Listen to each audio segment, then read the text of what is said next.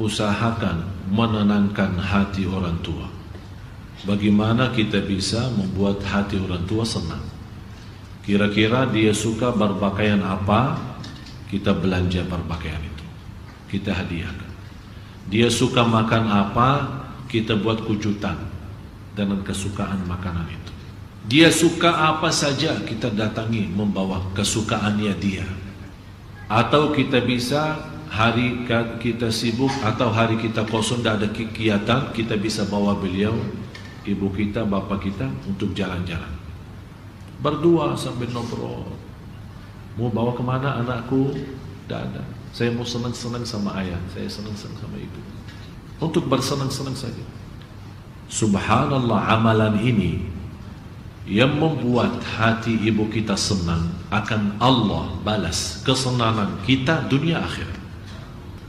Itu jangan main-main.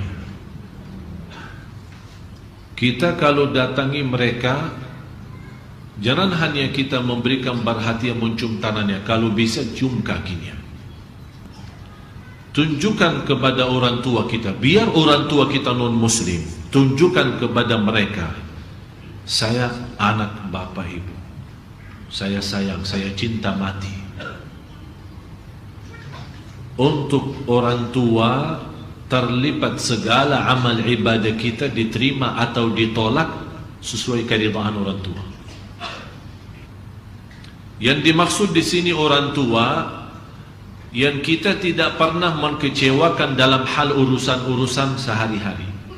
Tapi kalau orang tua memerintahkan kita untuk berlaku sesuatu melanggar agama kita atau maksiat kepada Allah, mohon maaf, tidak ada sami'na wa ta'na, tapi tetap mengucapkan yang baik, menjaga perasaan mereka. Bang, halaman saya tidak ada orang durhaka sama orang tuanya bisa husnul khatimah. Tidak bakal bisa. Yang durhaka sama orang tuanya terjamin su'ul khatimah. Ini pas lagi mau meninggal. Sebelumnya tidak akan bisa hidup tenang. Jadi maksiat durhaka itu sangat bahaya. Tapi ada pertanyaan, Ustaz, yang punya kesempatan ada orang tuanya, insya Allah kami sudah menanti, dan kami insya Allah akan usahakan menenangkan hati orang tua kita. Tapi Allah bagi jamaah sebagian yang sudah tidak ada orang tuanya. Bagaimana saya bisa menenangkan hati mereka? Doa. Yang menenangkan hati mereka adalah doa. Saya yakin bapak ibu selalu mendoakan orang tua yang sudah meninggal dunia. Yang hidup masih kita mendoakan, apalagi yang sudah. Hampir setiap hari, bisa jadi ada di antara jemaah setiap sujud mendoakan orang tua. Saya tidak pernah bersujud wajib maupun sunnah, pasti saya mendoakan orang tua. Malah saya mendoakan orang tua lebih daripada mendoakan diri sendiri. Ini menjadi wajib seperti nazar saya. Habis subhana rabbiyal a'la, segera saya mendoakan orang tua. Kalau saya makmum, berdoa untuk orang tua sampai imam Allahu Akbar. Kalau saya berdoa sendiri atau salat sendiri, saya mendoakan diri saya sendiri, kemudian orang tua, baru orang-orang yang lain yang meminta didoakan. Bagi orang-orang yang telah orang tuanya mendahului kita, tolong doakan. Tapi doanya ada cara baru. Jangan mendoakan mereka sambil nangis. Itu dulu. Kalau kita mendoakan sambil nangis itu dulu, karena kita merasa banyak kekurangan kita. Tapi kali ini saya minta kita mendoakan orang tua yang telah meninggal dunia sambil kita senyum. Maksudnya apa? Apa hubungan kita senyum sambil berdoa? Karena saat kita senyum, kita merasakan orang tua kita mendengar doa kita, dan mereka senyum karena doa kita. Akhirnya kita merasa kesenyuman orang tua kita, disitulah kita balas dengan senyum juga.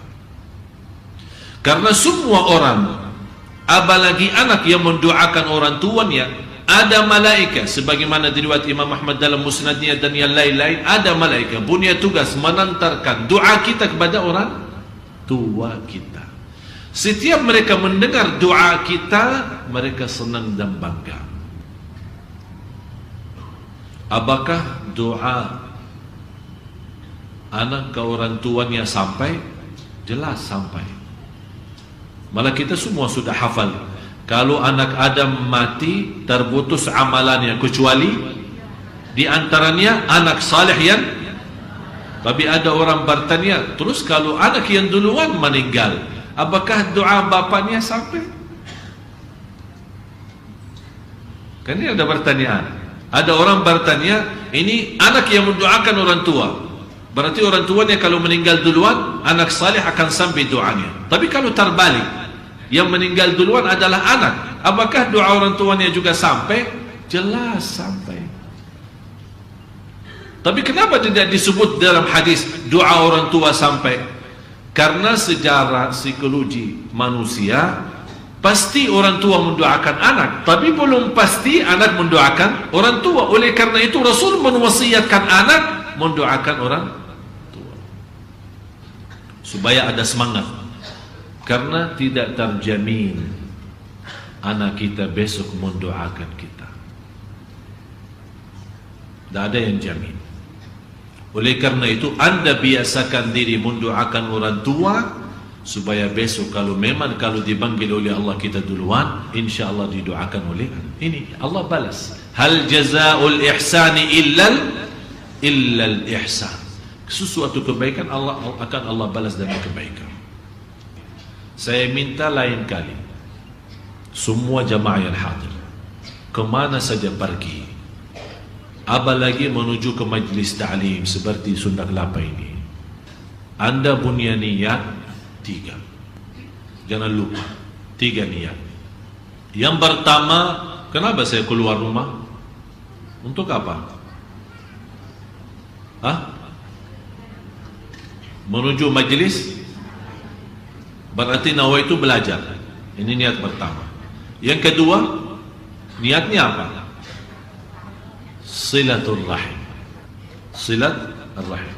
Silatul rahim ketemu guru saya, silatul rahim ketemu jamaah yang saya kenal maupun yang saya tidak kenal. Yang ketiga apa? Nawaitu dengan berkah belajaran di malam ini, orang tua saya dapat berkahnya. Boleh juga selesai majlis Anda berdoa, ya Allah, majlis kami malam ini saya mohon berikan pahalanya untuk orang tua saya. Itu boleh.